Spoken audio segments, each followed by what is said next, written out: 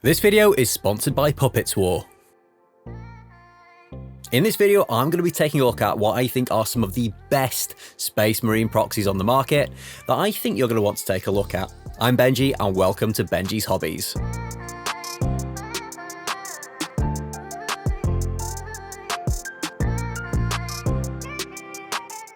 Now, when Puppets War reached out to me, I got quite excited. They make some absolutely outstanding STLs, which are available for sale on their website, and also via monthly subscription on Patreon. And in this month's batch, they have some Marine Strikers that would make perfect stand-ins or proxies for Space Marines, along with a whole load of other cool models that could be used for fleshing out other factions, such as Tyranids and Orcs.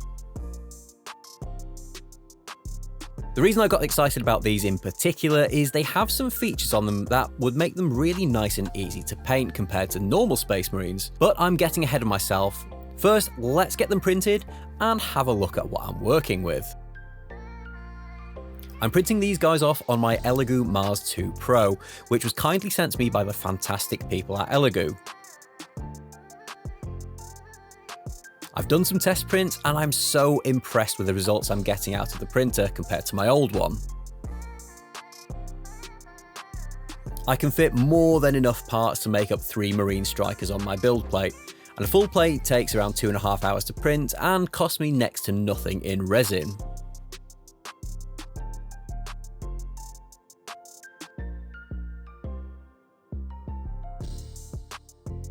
Once the print had finished, I put the whole print bed in my new wash and cure machine to get rid of all the excess resin. Honestly, this thing has been a game changer as to how easy it can be to clean minis after printing them. And if you're resin printing and don't have one of these, then you don't know what you're missing. I cannot recommend them enough.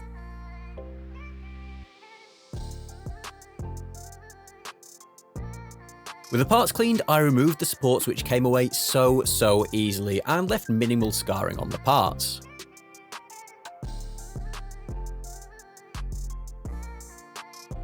With all of them separated, I gave them a little blast under UV and they're good to go.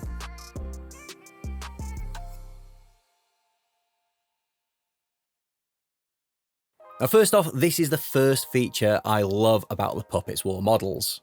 You can make every single model an individual. There are different heads, arms, weapon hands, and bodies that can be put together in multiple positions, so no two minis should ever have the same pose. It's very reminiscent of some of the older Space Marine kits. One really nice feature on these models is the parts have holes that are pre-sculpted in. So if you wanted to, you could use magnets to give you the ultimate flexible model. Whilst I don't have any magnets on me at the moment, this is absolutely something I'll be trying in the future, but for now I'm just going to be sticking with super glue. I gave them a quick once over with a flat black primer, and then got my airbrush out to start applying a zenithal highlight with white ink. If you don't have an airbrush, it's really not a problem. You can get a very similar result either with a dry brush or by using a light coloured rattle can. Just because I'm using an airbrush in this video, it doesn't mean that you need one to follow along.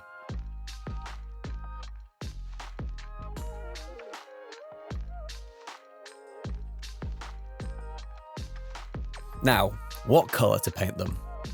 I flip backwards and forwards all the time between what my favourite chapter is. Is it the Stoic and Defensive Imperial Fists, the Mary Sue Ultramarines, or is it everyone's favourite vampire berserkers in space, the Blood Angels? Well, for this video, I thought, why not all of them?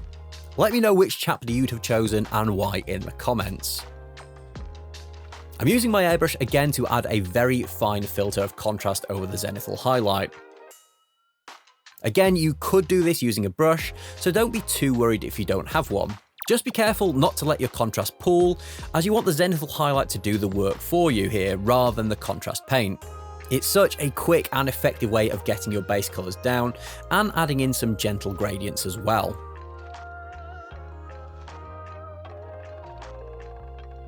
With the base colours done, on to the next reason why I love these minis.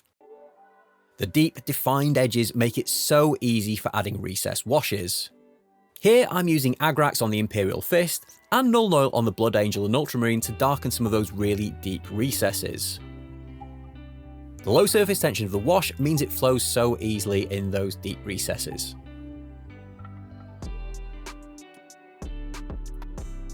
And finally, onto the last step of the armour with the edge highlights, and another reason why I really like these models. The raised, defined, and almost angular edges of the armour are great for applying some really crisp edge highlights to, and even with my average painting skills and shaky hands, I'm able to get a really nice finish to the armour edges without too much trouble. If you're a bit scared of edge highlighting, then these would be perfect models to practice on.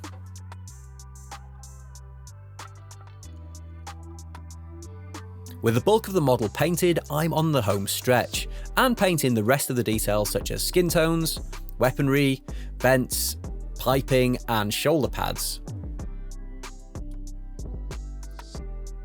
This is pretty typical painting, so base colours, shades, and highlights, so I won't bore you with all of the details.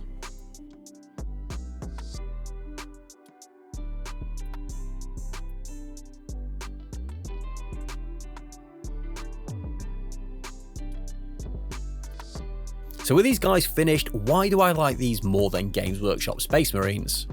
Well, I've already touched on some of the points, but to recap, I love the flexibility of how these go together. With so many options, there's no reason for any of your minis to ever look the same. I love how easy these are to paint and to get a nice finish. The really defined armour panels make adding a recess wash so easy, and also make edge highlighting a doddle, so I find it's a double whammy for achieving that all-important and impactful contrast between light and dark. Finally, whilst superficially they certainly resemble Space Marines, there are enough differences to make them different and stand out from the Games Workshop models, so if you're after a unique or new kill team, then maybe these are worth looking into. I've already got some really cool ideas for a new kill team with these guys, so make sure that you're keeping an eye on my social media accounts if you want to see them. I want to say a huge thank you to Puppets War for sponsoring this video, and for sending the files over for me to try out. They were an absolute pleasure to work on, and if you want to find out more about Puppets War and their Patreon, then go and check out the links in the description below, where you'll find all the details that you need. I've also linked all the equipment and paints I used in the video down below, so if you want to follow along at home and paint them like I did, then go and check it out. Thank you so much for watching, guys, and I will see you in the next video.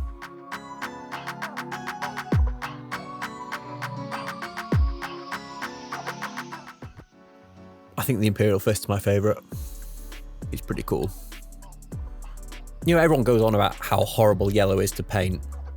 This turned out so nice, and it was so easy. And now I want to paint some Imperial Fists.